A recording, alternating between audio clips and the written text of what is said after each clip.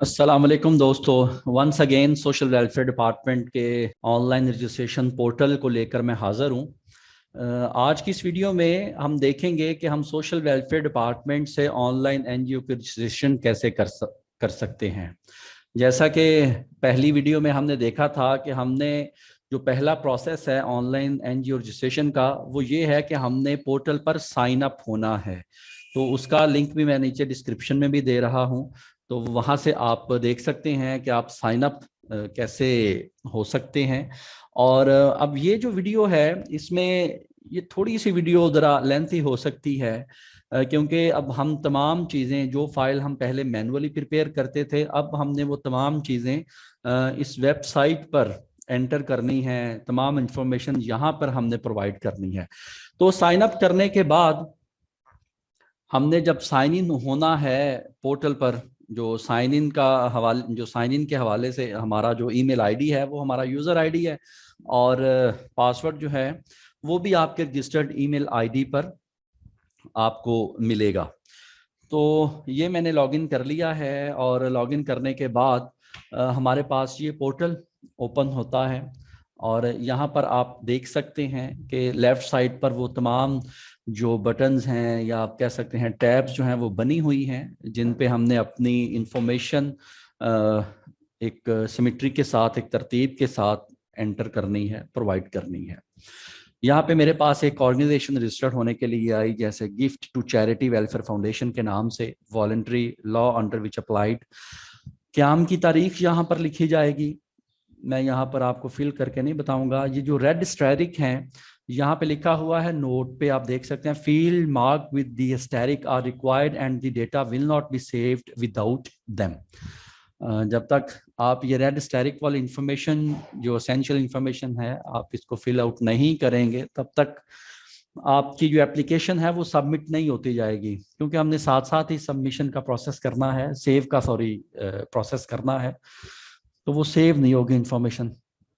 Anyways, मैं आपको एक ओवरव्यू देता हूँ इन तमाम चीज़ों का सॉरी, कि आपको क्या क्या चीज़ें रिक्वायर्ड हैं ऑनलाइन एनजीओ के लिए। नेशनल टैक्स नंबर अगर है तो आपको उसकी डिटेल प्रोवाइड करनी पड़ेगी, अदरवाइज आप नो कर देंगे। ऑफिशियल एड्रेस आपका, वो यहाँ पे आप तमाम चीज़ें उसकी प्रॉपर डिटेल सारी लिखेंगे। डिस्ट्रिक्ट आपका कौन सा है, फॉर एग्जांपल मैं अगर गुजरांवाला करता हूँ, गुजरांवाला। तहसील कौन सी है, आप यहाँ पर तहसील सेलेक्ट करेंगे। City, ownership, evidence of tenancy. यहाँ पे ये जो चीज़ है, आपने ओनरशिप का जहाँ पे जिस जगह पे आपका ऑफिस है वहाँ की आपने, याद अगर किराए पर हैं तो आपने किरायानामा साथ लगाना है। अगर आपकी अपनी प्रॉपर्टी है तो आपने उसके जो सबूत हैं, एविडेंस है कि ये आपकी अपनी प्रॉपर्टी है, उसकी रजिस्ट्री वगैरह या फर्द वगैरह वो आपने यहाँ पर अपलोड करनी है। मजीद डिटेल है एरिया ऑफ ऑपरेशन आपका, क्योंकि ये डिस्ट्रिक्ट लेवल पर एनजीओ बनने जा रही है, ये डिस्ट्रिक्ट लेवल पर। आगे हमने आइटम्स, ऑल आइटम्स चेक हैं तहसील लेवल पे। आउट ऑफ द पंजाब तो आप काम नहीं कर रहे, यहाँ पे आप सिलेक्ट करते जाएंगे ऑप्शंस। टाइप ऑफ सर्विसेज, कौन सी आप सर्विसेज एनजीओ के प्लेटफॉर्म से परफॉर्म करेंगे, आपने उनको चेक कर लेना है, जो भी आप सर्विसेज 2 3 4। और ऑब्जेक्टिव्स आपकी एजेंसी के क्या हैं वो भी इन सर्विसेज से रिलेटेड ही होंगे। रिक्वायर्ड डॉक्यूमेंट्स, यहाँ पे जो शेड्यूल 1 आइन की स्कैन शुदा कॉपी आपने अपलोड करनी है। कॉन्स्टिट्यूशन की कॉपी, जो मेरी सबसे पहली वीडियो है जिसमें मैंने बताया है कि आप सोशल वेलफेयर से एनजीओ की रजिस्ट्रेशन कैसे कर सकते हैं, उसमें आप देख सकते हैं, उसमें मैंने सारी चीज़ें आपको बताई हैं कि आइन की स्कैन शुदा कॉपी जो है वो आप उसको आपने मैनुअली फिलअप करके यहाँ पर उसको फिर स्कैन करना है। वो आपका एक मॉडल कॉन्स्टिट्यूशन होगा, वो आपके पास महफूज रहेगा। और वर्क प्लान, यहाँ पे हमने वर्क प्लान जो एनजीओ का होगा कि एनजीओ किस तरह से काम करेगी, उसके ऑब्जेक्टिव्स क्या हैं, और मैं वो उसका सैंपल भी आपको यहाँ पे दिखा दूंगा। वर्किंग प्लान, कैसे आप ऑब्जेक्टिव्स क्या होंगे और आप उनके ऑब्जेक्टिव्स को पूरा करने के लिए किस तरह से काम करेंगे। मिनट्स ऑफ मीटिंग, ये भी आपने लिखनी है, मैनुअली आपने लिखनी है। आप एक रजिस्टर बनाएंगे, उसका भी सैंपल मैं कोशिश करूंगा आपको दिखा दूं, तो वो भी आपने यहाँ पर अपलोड करनी है, मैनुअली लिख के आपने यहाँ पर इनको अपलोड करना है। और लोगो ऑफ द एजेंसी ये एसेंशियल नहीं है, ये डॉक्यूमेंट कंपलसरी नहीं है, आप इसको लीव भी कर सकते हैं। अदरवाइज अगर है कोई आपके एनजीओ का डॉक्यूमेंट तो आप इसको, और यहाँ पे आप सेव का बटन प्रेस कर देंगे, क्योंकि हमने अभी तक इंफॉर्मेशन नहीं फिल की। Please select type of office building, जो भी आपकी इंफॉर्मेशन यहाँ पर फिल नहीं होगी तो वो यहाँ पर ऊपर और नीचे दोनों जगह पर आपको बता देगा कि आपने ये इंफॉर्मेशन प्रोवाइड नहीं की, पहले इसको प्रोवाइड करें, तो फिर वो आगे इसको सेव करेगा इस पूरे पेज की इंफॉर्मेशन को। ऑफिस बेरर्स हैं जी, आगे दूसरा हमारा जो टैब है ऑफिस बेरर्स के हवाले से, आपके जो एग्जेक्टिव मेंबर्स हैं, आपका प्रेसिडेंट है, वाइस प्रेसिडेंट है, जनरल सेक्रेटरी है, आपका फाइनेंशियल सेक्रेटरी है, इंफॉर्मेशन सेक्रेटरी है, उन तमाम लोगों की आपने यहाँ पर इंफॉर्मेशन प्रोवाइड करनी है। नेम है, जेंडर, उनका ओहदा क्या है, प्रेसिडेंट, वाइस, ये 7 जो ओहदेदारान होंगे आपके, ये तमाम आपने प्रोवाइड करने हैं। ऑक्यूपेशन उनका क्या है, रेड स्टैरिक वाले इंपॉर्टेंट है, ये बात याद रखें, कब तंजीम में शमूलियत इख्तियार की है, जिस दिन आप इंफॉर्मेशन फिल कर रहे हैं वो डेट भी डाल सकते हैं, या अगर आपको इससे 1-2 महीना पहले आपने प्रोसेस स्टार्ट किया तो आप वो भी डेट इसमें लिख सकते हैं। मुख्तसर तारुफ जो है, ब्रीफ इंट्रोडक्शन, कि क्या जी प्रोफेशनली बंदा, वो आप सिंपल जो है वो यहाँ पे लिख सकते हैं कि जी जो बिजनेसमैन है, ठीक है, एक ब्रीफ सा इंट्रोडक्शन 2-3 लाइंस में भी आप लिख सकते हैं। एनटीएन नंबर अगर है, नहीं है तो नो पे आपने चेक कर देना है। इसी तरह उनका रेजिडेंशियल एड्रेस, सारी डिटेल यहाँ पे आप प्रोवाइड करेंगे। मोबाइल नंबर्स ज़रूरी हैं और ये शेयर इन रेजिडेंशियल का इशू होता है, इसमें आपने लिख देना है 100% लिख दें, कोई इसमें इशू नहीं है। और has the office bearer been involve, यहाँ पे भी आपने तमाम चीज़ों पर नो नो करते जाना है, नो करते जाना है कि कोई मुकदमा नहीं है, कोई क्रिमिनल केस नहीं है, ये चीज़ें आपने नो पढ़ के करते जाना, और यहाँ पे इसको सेव का बटन प्रेस करते जाना है साथ। जो भी आपके ऑफिस बेयरर की आप इंफॉर्मेशन ऐड करते जाएंगे, यहाँ पे वो चीज़ नीचे ऐड होती जाएगी आपके ऑफिस बेयरर्स की, आप और यहाँ पे उनको एडिट भी कर सकते हैं। अच्छा, जिसके बाद मेंबर्स हैं आपके, क्योंकि 20 मेंबर्स रिक्वायर्ड होते हैं एनजीओ की रजिस्ट्रेशन के हवाले से, तो बाकी जो 13 मेंबर्स हैं उनकी आप तमाम यहाँ पे इंफॉर्मेशन प्रोवाइड करेंगे, ठीक है। ये भी उसी तरह मेंबर्स की, लेकिन इसमें जो आपका ओहदा है वो शामिल नहीं है। एम्प्लॉयज़ की डिटेल है, आप एम्प्लॉयज़ अगर हैं, क्योंकि आपकी नई एनजीओ है, आप नो भी कर सकते हैं। अगर कोई एम्प्लॉय है तो आप यस पे क्लिक करेंगे तो उसकी डिटेल आपसे वो डिमांड करेगा कि आप अपने एम्प्लॉय की इंफॉर्मेशन भी प्रोवाइड करें। तो उसके बाद बेनिफिशरीज की डिटेल है, बेनिफिशरीज आप यहाँ पे लिख सकते हैं, कोई जनरल पब्लिक है या कोई एक सेक्शन ऑफ, अगर पब्लिक है तो आपने उसकी टाइप लिख देनी है कि यहाँ पे ये देखें, ये जो आ रही हैं जो ऑप्शंस हैं, एडिक्टेड पर्सनस को आप प्रोवाइड कर रहे हैं, बच्चे हैं, जुवेनाइल डेलिक्वेंट्स, ओल्ड एज होम है कोई आपका, पर्सन विद डिसेबिलिटी को प्रोवाइड कर रहे हैं, तो यहाँ पे उसकी आपने नेचर भी लिख देनी है। अगर हेल्थ से रिलेटेड है तो आपने लिख देना है जी हॉस्पिटल है या कोई डिस्पेंसरी है, जो भी आपकी इंफॉर्मेशन है। एजुकेशन से रिलेटेड है जी, फ्री एजुकेशन प्रोवाइड कर रहे हैं टू सम एक्सटेंट, यहाँ पे आपने सेव करना है, तो यहाँ पे वो नीचे डिटेल आती जाएगी। उसके आगे जो हमारा कॉलम है वो एसेट्स का कॉलम है। एसेट्स में फर्दर 4 सेक्शंस हैं। इमूवेबल प्रॉपर्टीज हैं, अगर है तो आप यस, अगर है तो नहीं है तो नो। फिर मूवेबल प्रॉपर्टीज हैं, अगर है तो यस, नहीं है तो नो। अगर यस करेंगे तो मजीद डिटेल वो डिमांड करेगा आपसे कि क्या टाइप प्रॉपर्टी है, और उसको आपको उस चीज़ का फिर प्रूफ भी देना पड़ेगा, वो चीज़ भी, वो डॉक्यूमेंट भी आप अपलोड करेंगे, ठीक है जी। बैंक अकाउंट की डिटेल, क्योंकि आपकी नई एनजीओ है, बैंक अकाउंट तो नहीं ओपन होगा आपका, आप यहाँ पे नो ही कर देंगे। कैश इन हैंड, यहाँ पे आपने ना कैश इन हैंड, जो आपके एनजीओ उसके मेंबरशिप की कोई फीस होगी तो वो आपने यहाँ पे लिख देनी है। आप अगर यस करेंगे तो आपसे डिमांड करेगा कि कितने पैसे हैं, किस बंदे के पास हैं, वो आपके फाइनेंस सेक्रेटरी के पास होंगे, ठीक है। नो भी आप कर सकते हैं। एनीवेज, इनकम, उसके बाद इनकम, यहाँ पे भी इसके मुख्तलिफ सेक्शंस हैं। Income from membership, rental income, income from services, income from self business या income from self business. Anyways, income from membership पे अगर आप यस करेंगे तो वो आपसे डिमांड आगे इंफॉर्मेशन करेगा कि किस साल के लिए आपकी ये फीस आपके पास है, मेंबरशिप फीस कितने पैसे हैं, ठीक है, कितने मेंबर्स हैं जिन्होंने ये, और उनकी डिटेल ऑफ इनकम क्या है, ठीक है। आप इसको सेव करते जाएंगे तमाम सेक्शंस को। रेंटल इनकम भी, अगर कोई आपकी एनजीओ कोई कोई आपकी एनजीओ की प्रॉपर्टी है और वो रेंटेड, आपने उसको रेंट आउट किया हुआ है, उसकी कोई इनकम आ रही है तो आप यहाँ पे लिखेंगे income from services, income from investment, income from, तो ये चीज़ें डिटेल आपको अंडरस्टैंडिंग होती जाएगी। साथ साथ डोनेशंस, डोनेशंस अगर क्या एजेंसी के पास कोई एनी डोनेशन इन कैश कोई है आपके पास, अगर है तो आप यस करेंगे तो वो मजीद डिटेल आपसे, जब भी आप किसी जगह पर यस करेंगे तो आपसे मजीद डिटेल जो है वो डिमांड करेगा। फिर उसके बाद है liabilities, do the agency have any liability, liability है कोई कर्जा कोई वाजबात अगर एनजीओ के, तो वो भी मोस्ट प्रोबेबली तो आपके नो ही होंगे, और साथ आपने सेव जरूर करते जाना है हर इंफॉर्मेशन को फिल करने के बाद। यहाँ पे फाइनेंशियल स्टेटमेंट है, फाइनेंशियल स्टेटमेंट अगर है तो आप यस करेंगे तो वो आपसे पूछेगा कि आपकी टोटल एनुअल इनकम कितनी है, डोनेशंस कितनी है, टोटल एनुअल एक्सपेंडिचर, लाइबिलिटीज, ये सारी, और आपने वो डॉक्यूमेंट भी साथ अपलोड करना है।